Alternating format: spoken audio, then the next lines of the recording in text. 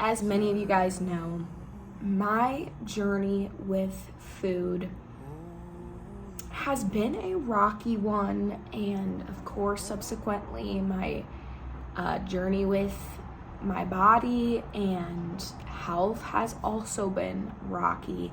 I fluctuated in weight a lot, probably starting since I hit puberty, really like more so like high school years and beyond. I'm 23 now, so yeah, I would say like a good 7 years of weight fluctuation. I think it's important to talk about the way that I viewed myself as a child and the things that I went through as a child, because it adds to the story and the element of like why food and why my body weight was such a stronghold for me. One factor, I used to do competitive gymnastics in like the pretty formative years of my life, probably since I was like 4 until like almost middle school. And so when you're on a competitive gymnastics team, you are, first of all, every single day you're wearing leotards that are skin tight. I mean, there's nowhere to hide any insecurities. And also you're competing against all of your friends and all of your peers in every competition. Like, you have a team, but you're competing against other teams, but you're competing against the same girls on your team. It's like kind of a weird dynamic, because it is more of an individual sport, although I guess it could be a team sport, like maybe when you get into high school level or something. All that to say, I quit gymnastics when I was young. I was the runt of the litter on my team for everything except for like one event, and that was floor. But other than that, like, I was not placing. I wasn't good, okay? I was not good. And so the dynamic of me feeling insecure about the way that my body looked, because all of my peers were very fit, and they also weren't developed yet, which was an insecurity for me because I was a little bit more developed at that age. So that insecurity, but also there was something about me quitting the gymnastics team that kind of had a bit of a stronghold on me, because it made me feel like I was a failure, like I had given up, that I couldn't push through the pain of, like, I don't know, the rigorous sport that gymnastics is. And so I kind of created a narrative for me when I was younger that I was like the runt of the litter. I wasn't athletic enough. I wasn't as good as any of my peers. And of course, once you stop doing rigorous activity 5 days a week, you're gonna gain a little weight. And also, it's the developmental years of like being in middle school. Like, that's completely normal, but when you're a kid, you don't know that. And then the other big piece that kind of spurred on a cycle of feeling insecure about my body and kind of letting it become a stronghold was there was a distant relative, somebody that you guys don't know at all, but this person was somebody that like had a place in my childhood a long time ago, and I had overheard them talking to this other person about like just my weight, and about how I had gained weight, and about how I needed to join a sport, and how they were worried about me. Mind you, I was not at all overweight. I was a perfectly healthy child, and it really was unfortunate timing for me that I overheard this person speaking about my body. And it was unfortunate that I didn't know how to stand up for myself, and I kind of just thought, wow, this person who is supposed to be so close to me and is supposed to, you know, love and protect me is thinking these things about me, so they must be true. And if they're disappointed in how my body looks because I've gained weight, well then being thinner must be a condition for being loved. And being thin equates to being more loved by those who are around me, and love is conditional. Yeah, high school was its own beast because there was a lot of insecurities. I'd never been pursued in middle school or high school. I didn't know how to talk to boys. And so, of course, and I'm sure a lot of you guys can relate, when you're feeling insecure about your body, or you feel like your body is the problem and you're not being pursued by anybody, you think to yourself, my body's the reason why I'm not being pursued by anybody. And if I were to just fix my body, then I would finally be loved by somebody. I did this extreme diet, and I call it a diet. I thought it was a lifestyle choice at the time, okay? So I was trying to use the lingo of it's a lifestyle. But the reality was it was not sustainable, so that's why I'm gonna call it a diet. If you are familiar with Dr. Furman, he is just a very extreme, holistic foods doctor. I honestly, I'm gonna be honest, I wrestle with today still loving what he teaches, because I think he is absolutely brilliant. I think he's spot on with so many of the things that he teaches. For me, at the time that I was learning about whole foods and nutrients and what's good for you, I was a very black and white thinker. I could not get out of my head at the time that there's a space for balance. Sustaining that for about 2 years, I lost a lot of weight, of course, received compliments from people, and unfortunately it was crippling burden. It was crippling me with food anxiety, social anxiety now, because you know how many social events are tied around food. And so when I created all these food rules, it destroyed my social life, gave me anxiety. I was still extremely insecure in my body, in the sense that I was always worried about what would make me gain weight. I was weighing myself way too much, and then came the days where I couldn't sustain what I was doing, and so I would start to binge, because if I made a little mistake or I messed up a little bit, well, then I might as well throw away the whole day. And binging can be scary because it's this uncontrollable, it's this feeling that you're out of control. It's like nobody's around, you're eating in secret, and just anything you can find, you are just throwing down the hatch, okay? And I say that from a place where I've healed from this, but at the time, this would be something I'd be very insecure about. Although we were open to you guys about it on the channel. But binging does, at least for me, did create a rapid weight gain at a rate that was, it was not healthy for me. And of course, binging in general is not healthy, but it brought me to a really low place of confidence where I didn't feel good about my body at all. I was always wearing oversized things. I'm wearing an oversized thing right now, but this is more for fashion for me. Back then it was you couldn't catch me wearing anything skin tight. It was going to be oversized because I didn't want anybody to see the shape of my body, which is kind of ironic because it's all right, people know the shape of your body even if you're wearing loose clothes. You're not really hiding anything. So and since being in college, many of you guys have probably saw in my video that I had on the main channel about what I'm doing next after college, it was a really transformative journey for me at the Eating Recovery Center, because I was able to see counselors helping men and women overcome the struggles that they have with their body. And I thought to myself, this is something that I could see myself doing. This is something that I want to do. I want to be able to help people. And my heart is, in general, that I want to be able to help people. And what a better way to help people than with a journey that I've walked myself, something that I have, just embraced as a part of my story. And so I think a question that a lot of people have is, how did you get to a place where you feel like you're not binging? How do you get to a place where you feel confident in your body? So first of all, I'm going to say counseling. If you are struggling with food and you feel like food is ruling your life, you feel like your body image is keeping you from fully engaging in the world, you're not living in freedom, I would highly recommend that you see a counselor to help you break free from that, to help you process through why you're doing what you're doing, because I have found freedom on the other side of doing hard work in counseling. And specifically find a counselor that specializes in food, specializes in eating disorder type behaviors, because some counselors aren't going to have that knowledge and they're not going to be able to help you through what you're going through because they aren't specialized in that. So that's my recommendation for that. But for a period for me in college, I was insecure my freshman, sophomore year about the way that I looked at my body. I was using food to cope with stress like I always had been. I was gaining weight.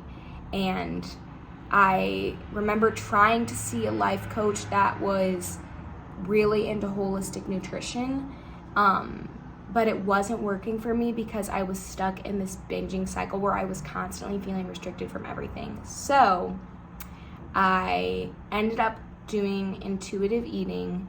I will leave it linked down below because I think that book was a very helpful tool for me. And yeah, I would recommend that to people to read with open hands, see what they think. But it was a very helpful tool for me because I was very judgmental about the foods that I was eating. I was very insecure about what I was eating in front of other people. I was in a relationship at the beginning of my high school career, not with like anybody that you ever knew, but I couldn't even eat in front of this person. Our relationship did not last very long, but I maybe had one meal with this person in the entire 3 months that I was dating them.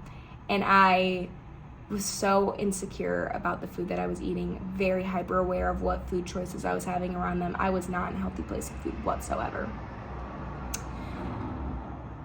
Yeah, I am not at that place now with food. I judge myself way less for food now, praise God.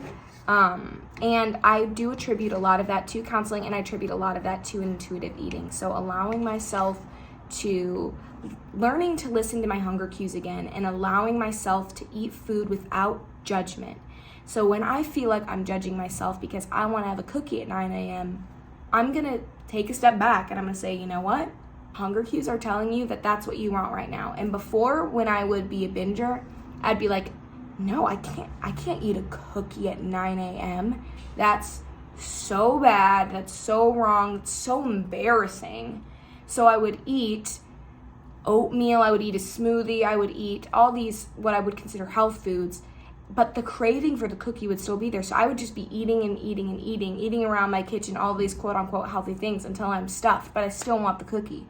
So what do I do after I've eaten around the entire kitchen? I go back and I eat the cookie because that's what I wanted all along. But now I can't just eat that one cookie. Now I have to eat the entire sleeve of cookies because that restrictive mindset is telling me I'm never going to have that cookie again. I need to eat it now while I've given myself permission. So that's a little tiny snippet into the cycle of binging that can be destructive. I know I'm just talking forever right now, so yeah. Now, and that's all a part of the intuitive eating thing, so I'm going to leave that in the book down below to learn how to not judge yourself for that. And still today, like, I wouldn't consider myself, I'm in a different place now in terms of food, and I'm gonna do another video about maybe a what I eat in a day or what I eat in a week thing, because my word, excuse me, it fluctuates completely, and I do follow my hunger cues. I try not to judge myself with the food that I want to eat. So if I want to eat things that I used to deem extremely unhealthy, I'm going to do that, because now when I do that, I can have a little bit of it and I won't go crazy and I won't feel like I need to binge the whole thing. And it's allowed me to have a healthier relationship with food. I still struggle with thoughts about food and being legalistic, and I have a lot of OCD-like tendencies around food and other things that I'm working through in counseling, learning about. So I don't want to say that I'm completely healed on my food journey. I'm not, but I have learned to eat in a way where I don't judge myself for the food that I'm eating, etc. And coming lastly to this part of the video, which is probably what you thought I was going to be talking about the whole time, or some of you, maybe not. Maybe some of you. I have undergone a pretty significant weight loss this past year, and it came by surprise to me. I was not expecting this. This isn't something that I was actively going to the gym, working towards, ironically. But what I have been doing this year, different than years past, is I found a counselor that really works for me. And I've never had a connection with a counselor like I have this past year. And she has been able to help me process through a lot of deep wounds and a lot of really difficult things for me. And one of them being a phobia. And there's something about working through the things that scare me the most, working through the things that I never talk about, working through all of these painful, emotional, sometimes traumatic things. And for once, and this is like broken the cycle for me that I was in for a long time, was I was less and less using food to cope with my emotional anxiety problems, because I was finally talking about them and I was finally working through them. But on the flip side, before, when I used to have a lot of stress, I would eat to like escape the stress, if you will. But since like working through things in counseling and discovering I actually don't like being full, I don't like that stuffed feeling, and I don't know why I'm constantly eating till I'm stuffed. That feeling of being stuffed perpetuates. That actually causes anxiety for me. So now I'm not feeling just stress. Now I'm feeling stress and anxiety because I'm feeling so stuffed. I've come to a place where I'm not using food to cope with a lot of my stress. Now I'm reasoning through my stress and I'm thinking about the things that I'm anxious about. I'm attempting to look at it head on and not detouring with food. So that is really difficult habit to break out of. And I remember desiring to be in a place where I could do that a long time ago, and I just wasn't ready. I wasn't there. But also, to be fair, another big piece about my weight loss, which is why I say I wasn't working towards it, was I went through a lot of anxiety-inducing things this past year, especially in regards to my phobia. My phobia, like, I was just thinking about it a lot, and it was really difficult for me, and it was making me not hungry because I was living in fear a lot of the time. And so a lot of my weight loss, if you will, it was not by choice. It was not something that I necessarily even desired for once in my life. And there was a lot of days that I was just really discouraged by my relationship with food this past summer, because so much of it was dominated by fear. And for once, not fear about food necessarily in itself or gaining weight. It wasn't like, oh, I'm scared to gain weight. It was like, I'm just dealing with all this stuff in counseling that I've never dealt with before, and it's making my appetite go away. But I'm gentle with myself, and in time, I'm like back to more of a healthy pattern of eating. And so there's grace for walking through difficult seasons of times in your life that causes weight gain or that causes you to lose weight, but you need to be aware of what is happening and talking with a professional. If you struggle with eating disorder like behavior, talking to a professional is really important. So yeah, I do really value healthy eating. I value honoring and glorifying God with my body, and that's something that I do really care about, that I am really passionate about, that I do want to help people with in and throughout counseling. And I do believe that there's freedom and confidence that comes with being in a healthy place with food, feeling okay about your body. And I think it is honorable to want to be confident about who you are in your body, even if that means losing weight. If you are overweight, like, it's okay to think to yourself, I think I would be more confident in my body if I lost a little bit of weight. And you don't need to judge yourself for a thought like that. But where it is good to be curious is if you feel like you won't be loved if you will never lose weight, or you aren't loved now because of who you are. You are deeply loved and cherished by Christ, and that is something worth looking into thinking about.